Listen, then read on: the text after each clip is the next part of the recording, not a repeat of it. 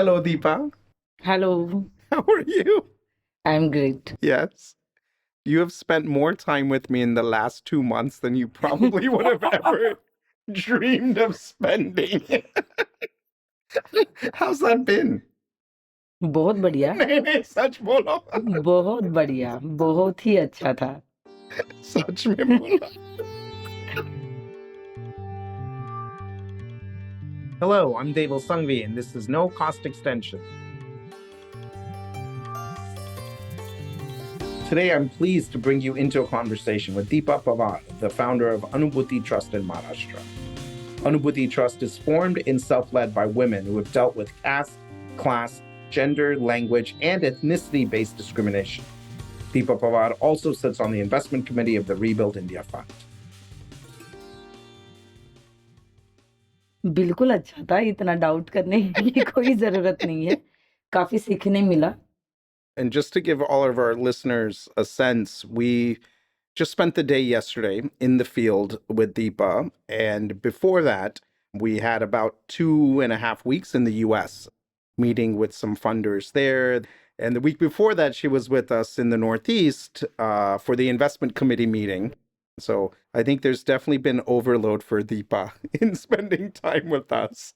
So, Deepa, first of all, thank you for coming to the office today. We're so excited when we get to do in-person podcast conversations. How long did it take you to come to the city this morning? तो मैं तो बदलापुर से आई हूँ, तो बदलापुर से महालक्ष्मी आने के लिए विद ट्रैफिक 3 घंटा तो लगता है। तो मैं सायन तक आती हूँ, फिर सायन से मैं टैक्सी लेकर आती और सायन कैसे, ट्रेन में? हूँ। ऑटो। ऑटो में। ऑटो सायन से। Good, good. And I think it would be good to begin with for listeners to understand your story and the story of the community that you belong to. मेरा जो community है वो महाराष्ट्र में घिसाड़ी करके जाना जाता है और इंडिया में उसे गाड़िया लोहार कहते हैं। तो हमने कई बार देखा होगा कि राजस्थान, हरियाणा, महाराष्ट्र के अलग-अलग एरिया में जो है वो लोहे के वेपन्स बनाने वाले कम्युनिटी है, जो लोहे के हथियार बनाते हैं, टूल बनाते हैं। और हमारे घर में लगने वाले, फार्मिंग में लगने वाले, कंस्ट्रक्शन साइट में लगने वाले ऐसे कोई भी टूल या वेपन्स नहीं है जो आयरन स्मिथ खुद नहीं बनाते हैं। और एक अच्छा मेरा प्रिविलेज रहा है कि मैंने अपना बचपन हो, अपना यूथ एज हो, वो बहुत अच्छी तरह से वेपन्स कैसे बनाते हैं, उसे कैसे सपोर्ट करते हैं, ये पूरा स्किल कैसे डेवलप होता है, कैसे डेमोक्रेटिक है, फैमिली कंट्रीब्यूशन किस तरह से होते हैं, marketing skill, bargaining skill, research कैसे किया जाता है, ये सारी चीज़ें जो है उसके अंदर मैंने बचपन से एक्सपीरियंस की है। ऐसे कई सारे कम्युनिटी है नोमैडिक एंड डिनोटिफाइड ट्राइब में जो स्किल बेस्ड ऑक्यूपेशन और आर्ट बेस्ड ऑक्यूपेशन के साथ जुड़े हुए हैं। And you speak about what the Britishers, sort of their views of the community.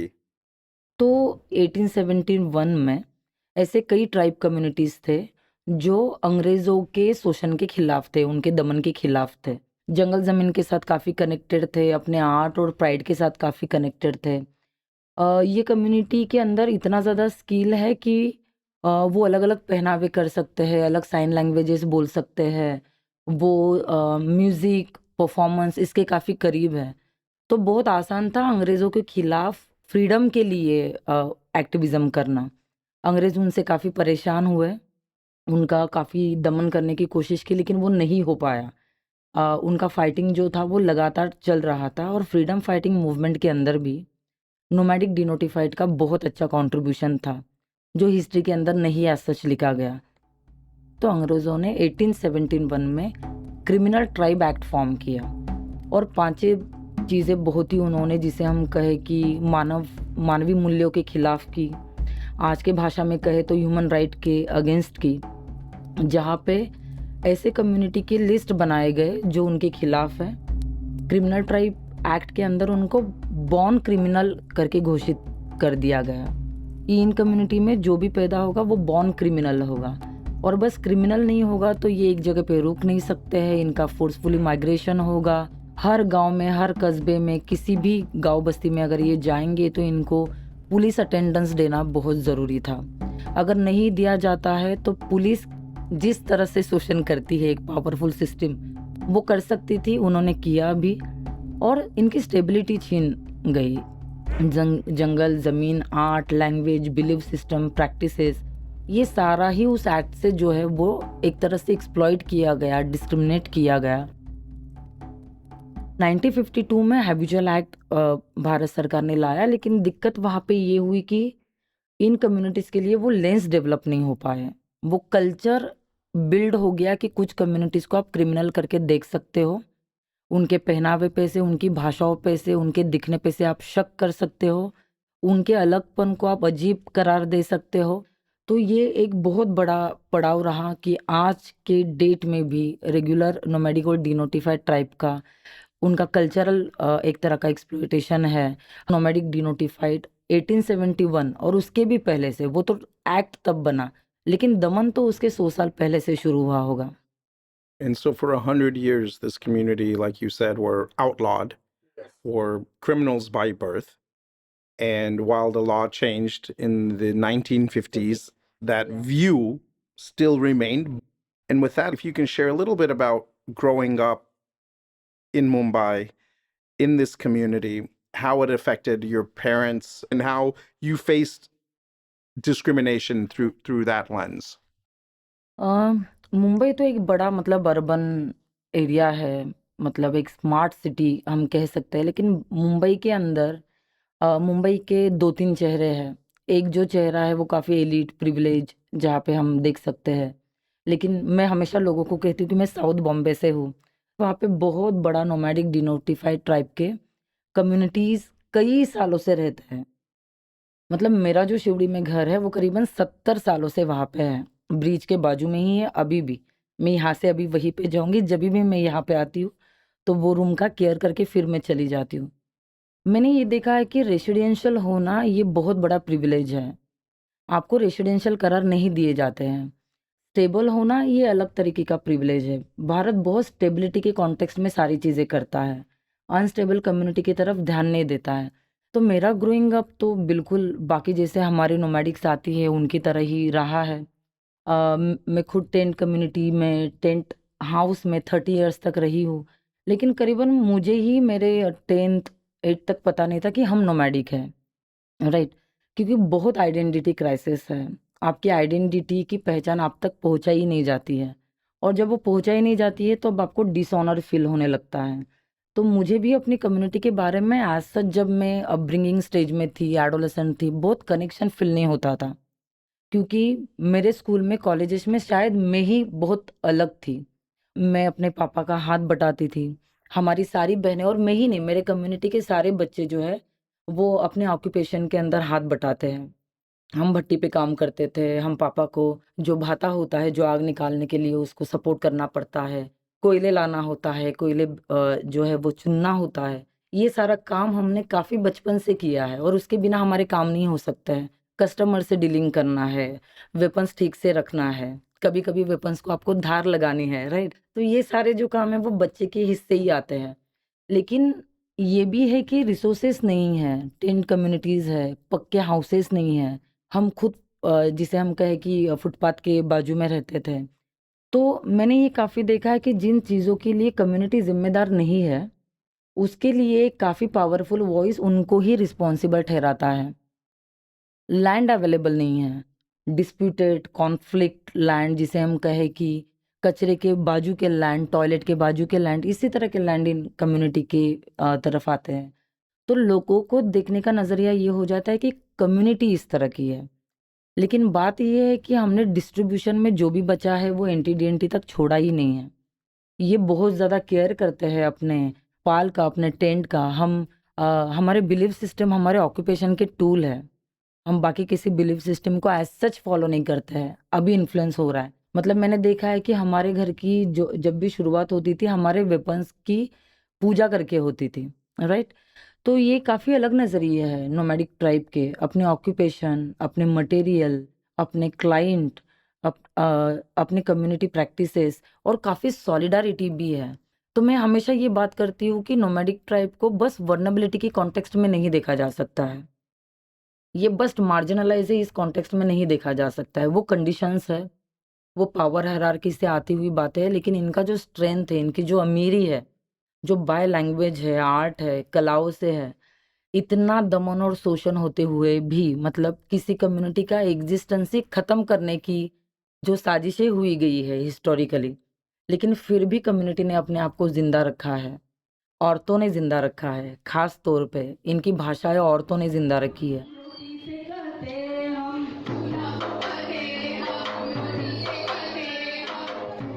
अर्थव्यवस्था के अंदर इक्वल कंट्रीब्यूशन औरतें देती है, बल्कि ज़्यादा कंट्रीब्यूशन औरतें देती हैं। साइन लैंग्वेजेस जो हमारे हैं वो ज़िंदा रखने के अंदर भी औरतें ही हैं।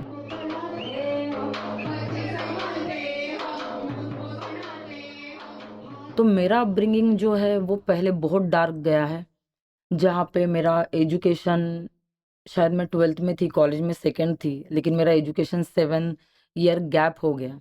तो मुझे लगा शायद इसके लिए मैं ही कारण हूँ। हम काबिल नहीं हैं, हम नाकारे हैं, आपके प्रॉब्लम के लिए आप रिस्पॉन्सिबल हो। लेकिन धीरे-धीरे जब मैं एक दलित मूवमेंट के पास आई, काफ़ी आइकॉन्स को पढ़ने लगी, फेमिनिस्ट और दलित एंगल, आदिवासी एंगल से जब मैं अपनी हिस्ट्री जानने लगी, तब मुझे लगा कि बहुत ज़्यादा है यहाँ पे, जो हमें ढूँढने की ज़रूरत है, उसको फिर से रिफ्रेमिंग, रिविज़िट करने की ज़रूरत है। And what led you to start Anubhuti, the organization that you run? NGO sector में मैं काफ़ी एक्सीडेंटली आई हूँ। एक दिन मैं बाहर बैठी थी और किसी ऑर्गेनाइजेशन के साथी ने जनरली मुझे पूछा था कि यहाँ पे कोई लड़की है क्या जो घर में किताबें रखेगी? मैंने पहले उनको बोला आई डोंट नो। काफ़ी देर देर के बाद उनके मैं पीछे गई और उनको बोला 1 मिनट आप जो बोल रहे थे, मुझे समझ में नहीं आया, किताबें रखनी है मतलब क्या करना है? तो उन्होंने बोला कि आपकी कम्युनिटी के जो भी लोग हैं, उनके अंदर आपको अगर पढ़ना-लिखना का एक फैलाना आता है, उनके पास जाके किताबें देनी आती है, तो मैंने बोला कुछ मिलेगा उसके लिए? उन्होंने बोला कि हाँ, और तब से मेरी जर्नी जो है वो एनजीओ सेक्टर में शुरू हुई। 14 साल एनजीओ अलग-अलग मूवमेंट में काफ़ी अपनी समझ बनाने के बाद, मुझे लगा कि अर्बन एरिया में रहते हुए भी हम ऐसे समझते हैं कि कुछ जो प्रॉब्लम है वो कुछ पॉकेट एरियाज़ की ही है, वो यहाँ पे नहीं है, जैसे अर्बन में एंटीज़ नहीं है। अगर है तो काम कैसे कर पाएँगे? रिज़ल्ट ओरिएंटेड काम नहीं है। माइग्रेटेड पॉपुलेशन है, वो एक जगह पे रुकता नहीं है, वो हमें रिसीव नहीं करते हैं, रिस्पॉन्स नहीं देते हैं। तो फिर से कई तो मैंने एक सूर्य एनजीओ में भी देखा कि कम्युनिटी ही रिस्पॉन्स नहीं देती है। और मुझे लगा कि अगर मैं ये सोच रही हूँ तो फिर मेरी अकाउंटेबिलिटी क्या है? मुझे एनजीओ नहीं शुरू करना था एक्चुअली मतलब मुझे कुछ भी पता नहीं Neither did I. था। मुझे लगा था कि आई डोंट नो मैं क्या करूँगी, लेकिन इतना था कि लीडरशिप को लेकर काम करना है। और अनुभूति की शुरुआत 2016 में टेक्निकली रजिस्ट्रेशन के साथ हुई है, लेकिन 2014 से ही छोटा-मोटा काम करना हमने शुरू कर दिया था। And what are the different activities that you all do? हमारे पास काफ़ी यूथ है एनटीडीएनटी से जो आगे आके अपना एजुकेशन करना चाह रहे हैं, वो अपना हिस्ट्री क्लेम करना चाह रहे हैं। क्लाइमेट चेंज के अंदर हमारा एजेंसी क्या है, पर एनवायरमेंटल जस्टिस के अंदर हम कहाँ पे लोकेट करते हैं, ये बातें वो कर रहे हैं। राइट बेस्ड अप्रोच काफ़ी मायने रखता है। जैसे कि बदला के पर्व ये नाम है जो बहुत ज़्यादा मूवमेंट फ्रेमवर्क में हमारा काम चलता है। जो अभी कम्युनिटी समाज में जो चल रहा है वो हमें बदलाव करना है, वो चेंज करना है हम लोगों को। और जैसे पता है कि हमारा जो प्रश्न है वो हम खुद ही सॉल्व कर सकते हैं जब भी हम एनटीडीएनटी, डिस्प्लेस किए गए आदिवासी, वीट भट्टी के ऊपर काम करने वाले लोग, ये बहुत नज़रअंदाज लोग हैं। और अगर हम जाते भी हैं उनके पास तो फिर हम एम्प्लॉयमेंट के ही कॉन्टेक्स्ट में जाते हैं, क्योंकि हमारे भी इतने लिमिटेशन हैं सारे ऑर्गेनाइजेशन के। तो फिर दलित एक्टिविज्म का फिर क्या सुर रहेगा, एंटी कास्ट फेमिनिज्म का क्या नज़रिया रहेगा, ह्यूमन राइट पर्सपेक्टिव, बस इनको अवेयरनेस करवाने की ज़रूरत नहीं है, वो उसके लिए सामने आने चाहिए और उनको दर्द होना चाहिए कि हमारे साथ कुछ तो गलत चीज़ें हो रही है। तो हमारा कम्युनिटी लीडरशिप हो, यूथ लीडरशिप हो, वीमेन के मंच हो, वहाँ पे बहुत ज़्यादा ये काम जो है वो चलता है कि एक तो कॉन्स्टिट्यूशन लीडरशिप कि संविधान हर किसी का है, देश किसी एक का नहीं है। यस, लेट होगा हमें हमारी चीज़ों को लेकर काम करने के लिए, लेकिन संविधान को क्लेम करना बहुत ज़रूरी है। और कुछ फिर थेमेटिकल एरिया है जो नीड असेसमेंट से सामने आए हैं कि हमें लोगों के एसआरएचआर को लेकर बात करनी पड़ेगी कि एक पक्के घर में रहने वाली औरत और उसकी प्रेगनेंसी और पाल में घूमने वाली औरत और उसकी प्रेगनेंसी के अंदर बहुत डिफरेंस है, राइट? कि उसका कंडीशनल अबॉर्शन राइट और पाल में रहने वाली औरत को जब सैनिटेशन नहीं मिलता है और उसकी जो आवाज़ होती है वो कहीं पे सुनी नहीं जाती है, राइट? क्योंकि लैंड के ऊपर आप कोई कागज़ का टुकड़ा ओनरशिप में दिखा नहीं पा रहे हो। तो उससे जुड़े हुए सारे आपके फंडामेंटल सर्विसेज हैं।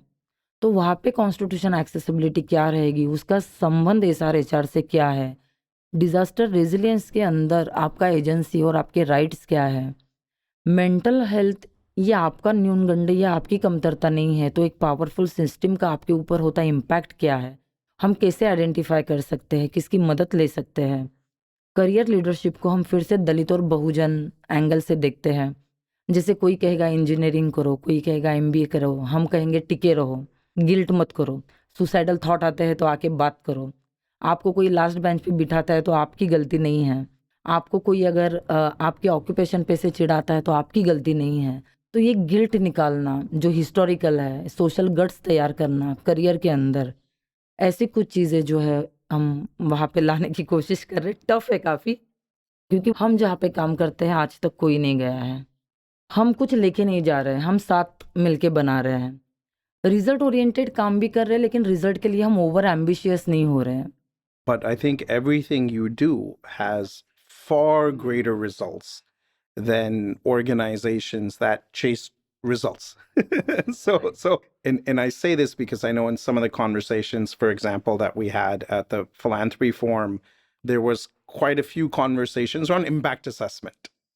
And the issue is some of the frameworks that the NGO sector has today is not sophisticated enough to measure the impact of movement building. But if you can maybe give the listeners, I guess, a sense of, in your mind, what is the difference between movement building and results orientation that the NGO sector, CSR, and others have perhaps even done a negative sort of job in terms of making people choose easy to reach targets versus being community based or movement even based, as you all have done? Result बहुत important चीज़ है, लेकिन वो किसके नज़रिए से देखी जाती है, किसके लेंस है वो रिजल्ट देखने में, वो सक्सेस देखने में, वो बहुत मायने रखता है। मेरी नज़रिए से अगर देखेंगे तो हम जो भी काम कर रहे हैं वो एवरीडे रिजल्ट है। जो हमारे पोतराज कम्युनिटी के बच्चे हैं, NTDNT के जो नंदी बैल लेकर बेगिंग करने वाले लोग हैं, वो उनका सुबह 3-4 बजे उठकर काम करके जब वो यूथ हमारे क्लास में आते हैं, वो रिजल्ट है, राइट? क्योंकि वो प्रायोरिटाइज कर रहे हैं अपने स्ट्रगल के अंदर भी। हमारे टीचर ना क्या क्या सिखाती मालूम है कि हमको ना गाना सिखाती है और गणित सिखाती है, भागाकार सिखाती है। पहले मेरे को पढ़ने नहीं आता, रश्मा ताई ने पढ़ना सिखाया, हिंदी सिखाती है, सब सिखाती है। ये जो लेंस है कि मूवमेंट बिल्डिंग क्यों इम्पोर्टेंट है, मुझे लगता है वहाँ पे एजेंसी है, वहाँ पे लोगों की लिबर्टी है। थोड़ा टेक्निकल रिजल्ट बिल्डिंग जो है वो नंबर के बहुत ही जिसे एक तरह का ओवर एम्बिशंस रखता है और वो नंबर कुछ भी कर सकते हैं। वो नंबर आपको एक पिक्चर में रिजल्ट तो दिखाते हैं कि 1000 लोग बदल गए, 5000 लोग बदल गए, बहुत अच्छी बात है, लेकिन उसका हट करना, उसकी जिद करना हर कम्युनिटी पे लागू नहीं हो सकता है। हर कम्युनिटी उसी फ्रेमवर्क में जवाब नहीं दे सकती है। हर कम्युनिटी यूनिक है, हर कम्युनिटी के हिस्टोरिकल बेस अलग है, हर कम्युनिटी के ऊपर एवरीडे होने वाले political decision, social aspect, disaster, इसका इम्पैक्ट अलग है। अगर हम कोरोना की भी बात करें तो उसने हर कम्युनिटी के ऊपर सेम असर नहीं किया है।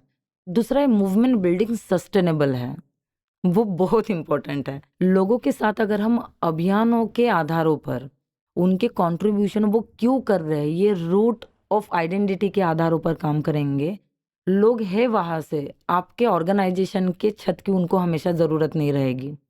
फॉर एग्जांपल अगर मैं दलित एक्टिविज्म का बोलूँ, फेमिनिज्म अप्रोच का बोलूँ, NTDNT एजेंसी का बोलूँ, एक बार अगर आप वो लोगों के अंदर जगह देते हो, ये सवाल हमारे हैं, कॉन्स्टिट्यूशन अप्रोच ये है, ह्यूमन राइट पर्सपेक्टिव ये है, फेमिनिज्म ये है, कम्युनिटी एजेंसी, कम्युनिटी लेंस ये है, लोग वो नहीं भूलते हैं। सरकारी उद्यावर खुर्ची बसली असती का। दूसरा है कि ऐसे ज़रूरत भी नहीं कि लोगों को हम सिखाएं, लोग वो जानते हैं। मूवमेंट का बेस ही वो है कि आप किसी के टीचर मत बनो। लोगों के पास उनका इतना नॉलेज है, बस वो नॉलेज अंडरस्टैंड करने के लिए आपको आपका दिलदारपन और जिगरबाजपन बहुत बढ़ाना पड़ेगा और जाके देखना पड़ेगा। अनुभूति जिस तरह के कम्युनिटी में काम करता है, वहाँ पे जीने का रोज़ मूवमेंट ही है। वो आंदोलन ही है जीने का। मैं अभी अपना बुक लिख रही हूँ और मैंने महाराष्ट्र के कई सारे एरिया में रिसर्च किया। मेरा बुक बहुत ज़्यादा क्लाइमेट चेंज के लिए बात करता है। मैंने शुरू उससे नहीं किया था। मैंने शुरू किया था फेमिनिस्ट पर्सपेक्टिव और स्किल बेस्ड ऑक्यूपेशन को मैं डॉक्यूमेंट करूँ। लेकिन जब मैंने बात करनी शुरू की तो बहुत ज़्यादा क्लाइमेट चेंज का रिलेटेड वॉइस जो है वो वहाँ पे आने लगा।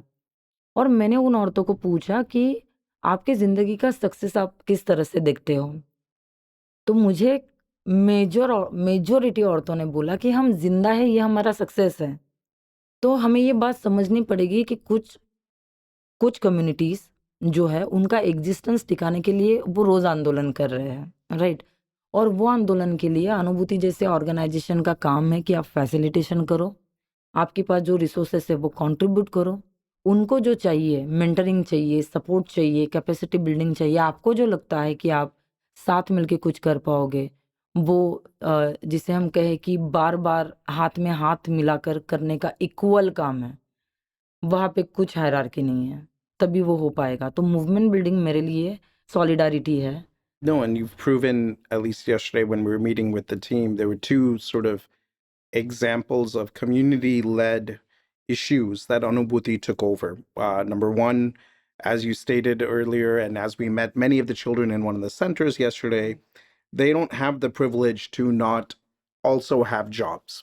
The economic conditions, especially after COVID, has gotten worse. And so many of them that we met, the kids we met yesterday, were working as well as going to school. And I believe you were saying with the latest batch, because 10th and 12th exams just came over, how many children graduated? 10th और 12th में तो हमारे हर बस्ती से काफ़ी सारे youth पास हुए हैं और ये फर्स्ट जनरेशन ऑफ लर्नर है। दूसरा है कि ऐसे नहीं है कि घर के अंदर भी बहुत अच्छा माहौल है एजुकेशन के लिए, लेकिन उनका बिलीव तो है ना एजुकेशन पे, वो सरेंडर नहीं कर रहे अपने सिचुएशन के सामने।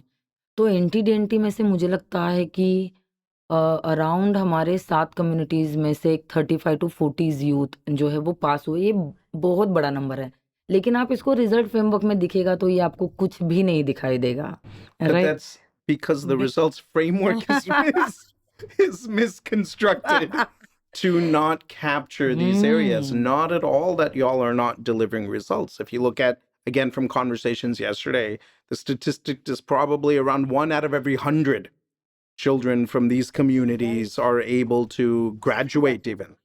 And you've demonstrated a very large number of that. And unfortunately, with the advent of development impact bonds and other sort of financial instruments for funding, my view at least is that you're pushing then for development to not necessarily work with the most marginalized, because the metrics, again, that are somewhat easier to measure is that of this many kids got into school versus, in this case, what it takes to build a movement. No way does it mean that movements are not result oriented. It just means the way one tracks results has to change to include these kind of narratives. And then another sort of area, I guess, that we spoke about yesterday, and if you can talk a little bit about this, is the community that y'all have been operating in for many, many years and supporting them. And recently, they were asked to move. What is that area called? उसे circus ground कहते हैं। Circus पहले वहाँ पे circus लगते थे और उसके लिए ये एनटी-डीएनटी जो है वो वहाँ पे आते थे। एनटी-डीएनटी आर्ट बेस्ड कम्युनिटी काफ़ी है, वो स्किल बेस्ड कम्युनिटी काफ़ी है। हमारे उपजीविका के और ऑक्यूपेशन के साधन है वो कलाओं के ऊपर, भाषाओं के ऊपर, परफॉर्मेंस के ऊपर जो है वो निर्भर है। तो आप देखोगे कि जहाँ पे भी परफॉर्मेंस है, मेन जो जादूगर है वो एनटी-डीएनटी से है। आप स्ट्रीट के ऊपर काफ़ी ब्रिलियंट परफॉर्मेंस देखोगे जो खेल से जुड़ा हुआ है। आप बंदर के खेल देखोगे, उसके अंदर कितना स्किल है ना। तो इसलिए फिर सर्कस जैसी जो चीज़ें हैं वहाँ पे आपको नोमैडिक दिखेंगे। तो कल जहाँ पे हम फर्स्ट कम्युनिटी में गए थे वो एरिया को उस कम्युनिटी के नाम से सर्कस ग्राउंड कम्युनिटी कहते हैं। और कई पेपर्स के अंदर और कई एविडेंस के अंदर ये है रिकॉर्ड कि वो ऑलमोस्ट 25 ईयर्स से ज़्यादा वहाँ पे रहते हैं। लेकिन अभी वहाँ पे एक नाट्य गृह का रिजर्वेशन जो है वो वहाँ की पालिका ने डाल दिया है नाट्यगृह। और वो जहाँ पे मेन लैंड पे रहते थे वहाँ से उनको हटाकर पीछे के बहुत ही कंजस्टेड एरिया में वो 530 फैमिलीज को जो है वो ऑलमोस्ट वहाँ से निकाल दिया है। अभी वो बसने की कोशिश कर रहे ये हैं। पूरा पूरा पूरा एरिया था ना, पूरा हमारे बस्ती में समझो। तो यहाँ पे लीगल अपने आप को एडवोकेट करना, प्रूफ करना, ये मैं कहूँगी ना के बराबर है। देख के लेटर पड़ा है हमारे पास, उन्होंने उधर रद्द दिया बहुत। क्योंकि इनके रिहैबिलिटेशन को इन्होंने 25 साल एडवोकेसी करते हुए इनको घर नहीं मिले हैं, लेकिन वहाँ पे 6 महीने में एक बड़ा मल्टीप्लेक्स जो है वो खड़ा हो गया है। और यही कम्युनिटी के कुछ बच्चे हैं जो 70% से पास हुए हैं। कोई पोतराज का खेल दिखाने जाता है, कोई पारदी कम्युनिटी का है, कोई अपने माँ बाप के साथ जो है वो पत्थर को आकार देने वाला जो कम्युनिटी है उसके साथ वो जाते हैं, घूमते हैं। चिंदी बेचने वाले कम्युनिटी है जो घर घरों से चिंदी इकट्ठा करके लाते हैं, वो दादर में आके बेचते हैं। और उसी के टाइम उनके हाउसिंग के रिलेटेड प्रॉब्लम शुरू है। रिहैबिलिटेशन होगा नहीं, ये पैनिक यूथ सुन रहे हैं। बारिश का कल मैंने आपको दिखाया कि एक ही बारिश हुआ है तो उनके पूरे घरों में कीचड़ हो गया है। यही कम्युनिटी है जो सीजनल माइग्रेंट भी करता है क्योंकि उनका रोजगार उसके ऊपर डिपेंड है। तो हम जब इन यूथ को, इन औरतों को देखते हैं तो वो एक ही समय 10 से 12 सरकमस्टेंस से गुजरते हैं और फिर भी जब वो ये रिजल्ट लाते हैं तो मुझे वो यूनिवर्सिटी टॉपर लगते हैं राइट, कि वो किस तरह से इसको मैनेज कर रहे हैं। उनके दूसरा कि इन कम्युनिटी के पेरेंट्स कम्युनिटी को हम हमेशा क्रिमिनलाइज करते हैं। मैं कई बार मतलब पार्टनर से भी सुनती हूँ कि एडिक्शन है, सारी चीज़ें हैं, तो हम उनको समझाते हैं आप आओ यहाँ पे और देखो आपकी एडिक्शन जो सारी चीज़ें हैं वो मेंटल हेल्थ के एक तरह के सिम्टम्स है, तो आपको रूट कॉज तक जाना पड़ेगा। और वो कम्युनिटी हो या हम सेकंड जो जहाँ पे टेकड़ी पे गए थे, सेम सिचुएशन है, सैनिटेशन की इतनी इशू है। ये हमारा मतलब बस्ती का बाथरूम है, टॉयलेट और पे फॉर यूज है। पर मैन 5 रुपीज़ और पर वुमेन 3 रुपीज़ डेली। और उसका काउंटिंग करें तो साल का 73,000 ऐसा होता है। तो इतनी सिंपल चीज़ें जब बहुत ही गंभीर हो जाती है कि आपको टॉयलेट के लिए पटरी पार कर कर जाना है जिसके अंदर आपका 1 घंटा जाएगा। नगर पालिका को 4-5 बार लेटर दिया था हमारे लिए, खुद के बनाओ। उधर बनाया हमारे लिए, बाद में किसी ने टेंडर डाल के वो उनके लिए ले लिया। हमारे मतलब सिग्नेचर, सबके सिग्नेचर लेके हमने खुद गया, तो बाद में वो बोले नहीं, हम मतलब नगर पालिका ने टेंडर पे दे दिया है क्या। और इसीलिए वो जो चीज़ें हैं वो बहुत ही ज़्यादा टिपिकल एनजीओ एस्पेक्ट में थोड़ी कठिन हो जाती है और वहाँ पे डेफिनेटली रिजल्ट है। मतलब मैं खुद रिजल्ट ओरिएंटेड मेरा वैल्यू है कि रिजल्ट आना चाहिए, एम्बिशियस बिल्कुल होना चाहिए। बस हम वहाँ पे थोड़ा सा डिसेबिलिटी महसूस करते हैं कि हम जिस नज़र से अपना सक्सेस देख रहे हैं, फंडर्स कम्युनिटी उस नज़रिए से सक्सेस देखना शुरू करे तो उनको काफ़ी ब्रिलियंट चेंज नज़र आएंगे जो हिस्टोरिकल है। कल हम जिन औरतों से मिल रहे थे उनकी चाइल्ड मैरिजेस हुए हैं, उससे फाइट कर कर वो फर्स्ट टाइम जो है वो 10th दे रहे हैं। ये उनके 2000 का पॉपुलेशन रखने वाली कम्युनिटी में फर्स्ट केसेस है। समझो ऐसे 4 औरतें करती हैं तो आप कौन से रेंज में उसे देखोगे, राइट। तो बहुत धीरे धीरे जो लोग हैं यहाँ पे आएंगे, लेकिन वो बदलाव जो है वो एक बहुत हजारों की क्राउड का है। So if you can maybe speak a little bit about what excited you about Rebuild India Fund, why you decided to spend so much time, probably more than you thought of, to be an investment committee member, and how organizations are dealing with multiple vulnerabilities, and to your point, may not have a results framework as CSR defines it, way of looking at things, yet they're definitely creating results, and at times for the most vulnerable communities and the most marginalized communities. But if you can give a sense of what excites you about the fund, what are the principles of it, and where you see it going, that would be great. बिल्कुल। तो rebuild India fund के कुछ 3-4 चीज़ें मैं हमेशा कहती हूँ कि बहुत ज़्यादा इम्पोर्टेंट मुझे लगती है कि ट्रस्ट बेस्ड फंडिंग है, लेकिन उसके लिए अकाउंटेबिलिटी भी ज़रूरी होती है। लैंग्वेज एक अपने आप में पॉलिटिक्स है। मतलब इक्विटी, बराबरी की भाषा, ये अपने आप में पॉलिटिक्स है। उसे परफॉर्म करना बहुत ज़्यादा ज़रूरी है।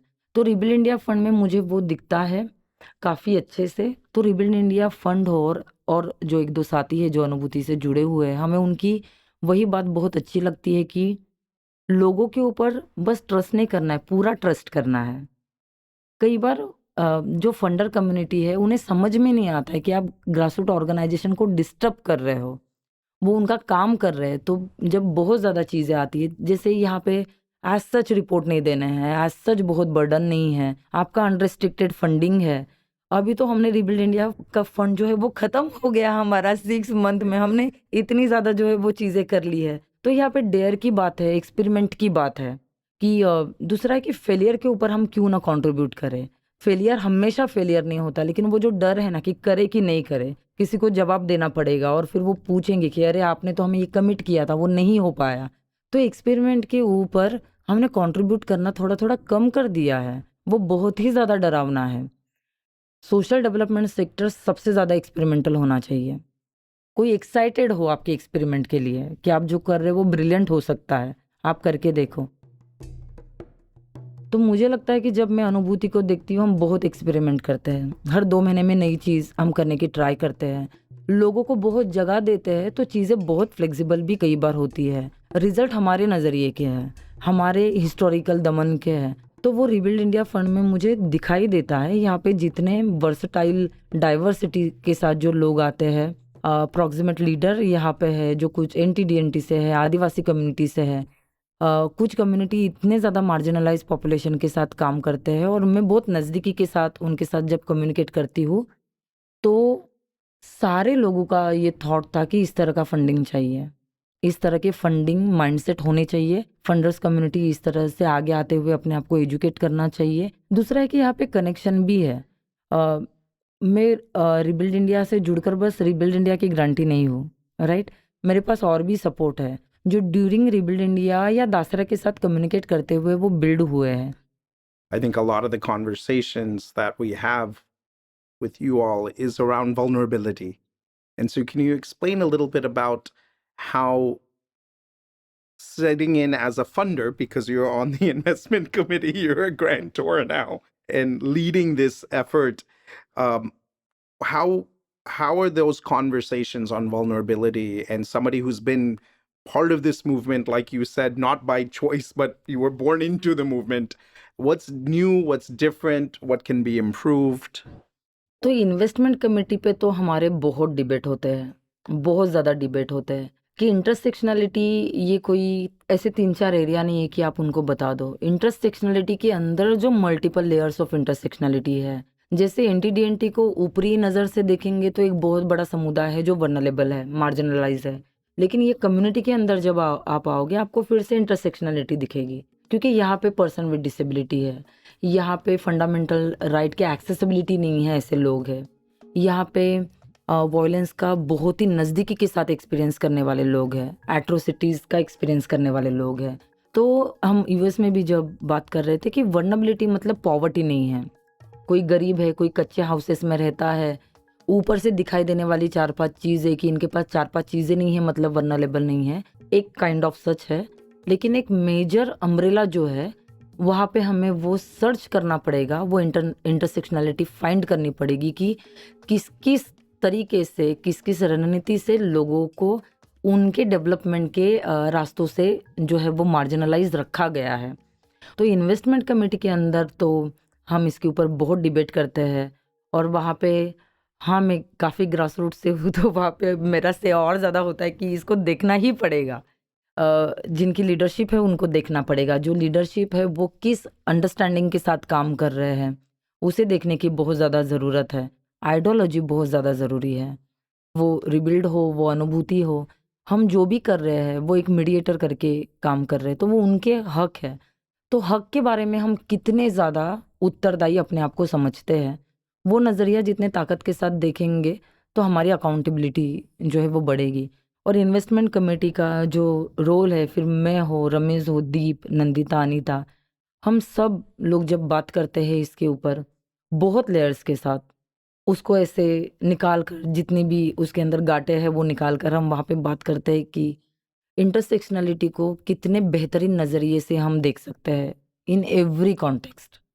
जैसे हम जीआईडी लेंस वगैरह तो बोलते ही हैं, लेकिन ये सारे लेंस के अंदर क्रिमिनलाइजेशन का लेंस है, माइग्रेशन का लेंस है, डिस्प्लेसमेंट का लेंस है, डिजास्टर अटैक्स का लेंस है, पॉलिटिकल डिसीजन का लेंस है। ये सारे लेंस किसी कम्युनिटी को कहाँ लेके जा रहे हैं और फिर हमारा सपोर्ट कहाँ जाएगा, जहाँ पे हम उनको एक रिसोर्स सॉलिडारिटी जो है वो बिल्ड कर पाएंगे। Individuals who have gone through some level of oppression come out of that, mobilize their community, and for us that is the best sign of demonstrating that this is something that will stay for long term, and therefore the need of a proposal and what these kind of things are not needed. That being said, as we went to the US and you've interacted now with donors and communication heads, for example, of companies and other sort of individuals, were you surprised that the lived experiences that people have do not allow them to understand or even know about these challenges? And how do you deal with those conversations? ये ये अभी इतना बड़ा challenge है कि वो अभी हमें रूटीन एजुकेट करने का हमारे ऊपर, हम कहते हैं कि हमारे ऊपर बर्डन ही है वो एक तरह का। हम हमेशा कहते हैं कि हमें कुछ कॉन्टेक्स्ट में हमारे ऑपरेसर को एजुकेट करना पड़ रहा है। मतलब ये थोड़ा कड़वा सच है, लेकिन है कि जिनके पास बहुत रिसोर्सेस है, पावर है, इंटेलेक्चुअल मंच है, फिर वो एकेडेमिया हो, वो रिसर्च प्लेटफॉर्म हो, वो फंडर कम्युनिटी हो, ये सारे रिसोर्सफुल लोग हैं और हमें इनको जाके बताना पड़ रहा है कि देखो शोषण कहाँ से हो रहा है, दमन कहाँ से हो रहा है, एक्सप्लॉयटेशन कहाँ से हो रहा है। तो ये तो हमारे ऊपर एक तरह का बर्डन है, लेकिन हमारे चैलेंजेस ये है कि सारे रिसोर्सेस यहीं पे हैं, तो वो हमारे रूटीन का एक भाग जिसे हम कहे हो गया है, तो चैलेंजिंग पक्का है, लेकिन पूरा डार्क एरिया नहीं है। मुझे लगता है कि कई लोग आगे भी आ रहे हैं कि वो एक क्रिटिकल एनालाइज करें, वो हिस्ट्री में जाए, वो करंट अफेयर्स में जाए और वो देखे कि इम्पैक्ट कहाँ पे हो रहा है, और एक्सप्लेन करने के बाद वही है कि ये शायद फिर कम्युनिटी का जो हिस्टोरिकल एक मेंटल हेल्थ ट्रॉमा रहा है, क्रिमिनलाइजेशन रहा है, रिसोर्स लेसनेस रहा है, इसको समझने के लिए फंडर कम्युनिटी को आगे आना ही पड़ेगा। मैं गए महीने में ही मेरे एक दोस्त से बात कर रही थी और हम बात कर रहे थे कि क्या अप्रोच होना चाहिए और हम आगे जाके क्या अकाउंटेबल महसूस करें एज फंडर। तो मुझे लगता है कि जैसे ट्रस्ट बेस्ड फंडिंग है, ये थोड़ा आगे जाके एक स्टेप में भी हो सकता है कि क्रेडिट है ये। बहुत ज़्यादा फंडर जो है वो कॉरपोरेट से आ रहे हैं, वो फिलंथ्रॉफी से आ रहे हैं, वो इंडिविजुअल है, वो बिजनेस पर्सन है, राइट। तो ये पूरी कम्युनिटी का क्रेडिट है, जो एनटीडीएनटी कम्युनिटी का है, आदिवासी कम्युनिटी का है। इन्होंने एनवायरनमेंट को बचाया है, इन्होंने रिसोर्सेज ऑक्यूपाई नहीं किए हैं, जो रिसोर्सेज इनके पास जा रहे हैं, और इसलिए ये अकाउंटेबिलिटी है कि जो भी रिसोर्सेस आएंगे वो हम वितरण कर रहे हैं, डिस्ट्रीब्यूशन कर रहे हैं, ऑब्वियस बहुत ज़्यादा अच्छी चीज़ है, लेकिन आगे जाके शायद इसको हमें एक ह्यूमन पर्सपेक्टिव से देखना पड़ेगा, राइट। जिसे हम कहें कि मानवीय मूल्यों से और ज़्यादा क्रिटिक कर पाएंगे हम आने वाले 6-7 सालों में। हम वो लैंग्वेज तक आए कि ये तो क्रेडिट है, ये लौटाना है लोगों को, राइट। तो ये इस तरह का थोड़ा सा कड़वा सच है जो थैंक यू, आप बोलने लगा रहे। No, but that's the goal of, clearly, for us as Rebuild India, is to have a lot of these conversations so you all don't have to do it every single time. And so a lot of our work, I guess, over the years has really been to help individuals understand the state of the sector, to your point. And I think, the word credit is fantastic. Demonstrate again that they have established a far greater credit history as it relates to the environment, people, development, the Constitution, even, than perhaps other countries for that matter. And therefore, they have the collateral. And for us, that has really been the goal, is that, even from the recommending of organizations, which happen from other NGOs, which demonstrate, again, the collateral that this organization has built and the leadership has built with those communities that they serve. For us at least, that's far more than any 5-page, 50-page, or 100-page results framework. Exactly. As you roll your eyes, because I feel the same way and I think it's nonsensical.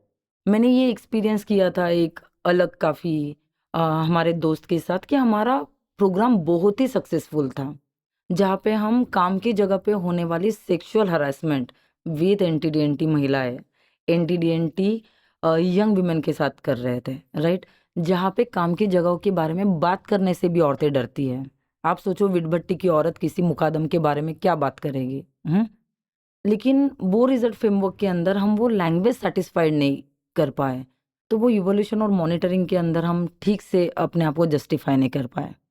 तो इसीलिए आपको success जो है वो औरतों से आके बात करनी चाहिए। आपको कम्युनिटी लेंस से देखना चाहिए कि वो क्या महसूस कर रहे हैं वहाँ पे, right.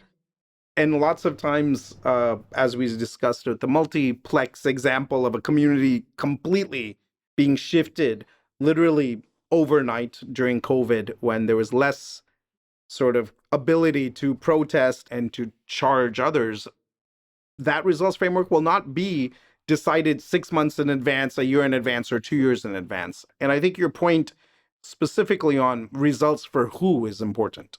Because I think a lot of the results framework, a lot of what's happening is not necessarily for the communities at hand, it's for somebody else. And I think understanding that and questioning that a little bit more is important.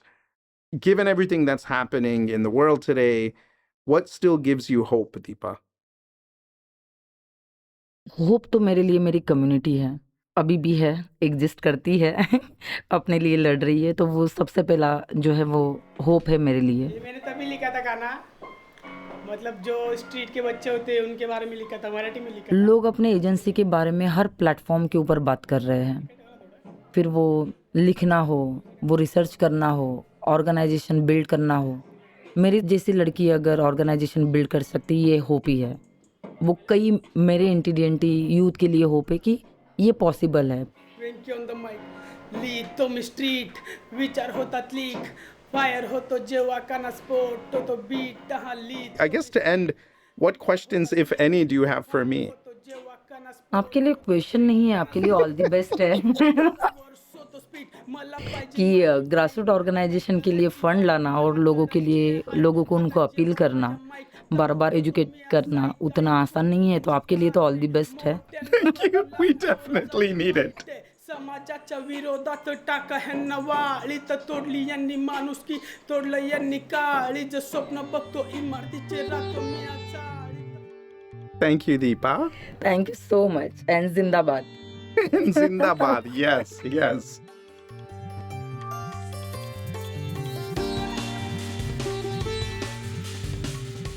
Dasra Philanthropy Week returns February 26th to March 1st.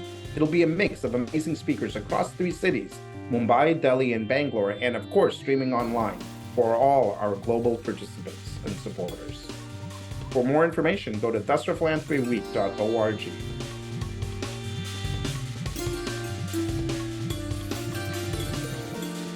Thanks for listening.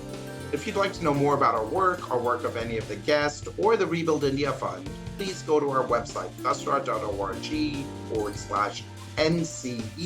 where we've got show notes, links, and much, much more.